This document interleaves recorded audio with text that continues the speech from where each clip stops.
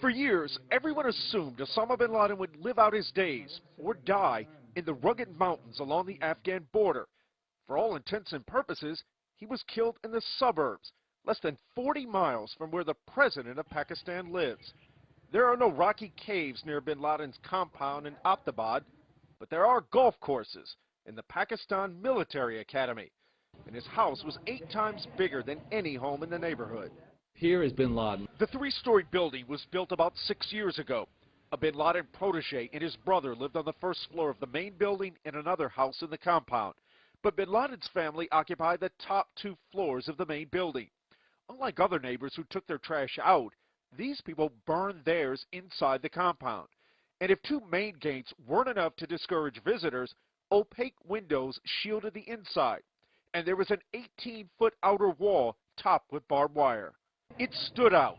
And a U.S. intelligence official says, given how bad al-Qaeda's finances are, they would only spend this kind of money for one of their top 2 commanders. So in effect, Bin Laden was the engineer of his own destruction. The end began with 4 U.S. military helicopters and 24 commandos arriving overhead.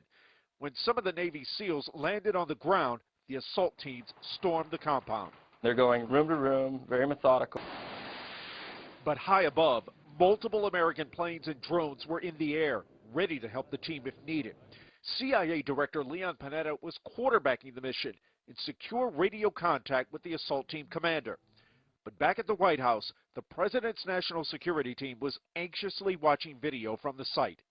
The minutes passed like days. ABC News video shows the aftermath inside the compound. 1 woman died in the firefight. The SEALs shot and killed the 2 brothers and Bin Laden's son. And with a shot to the chest and 1 to the head, the SEALs killed Osama Bin Laden. They identified his body and took it with them as they left the compound. There was a tremendous... There was one final decision. One of the U.S. helicopters was in trouble and had to land.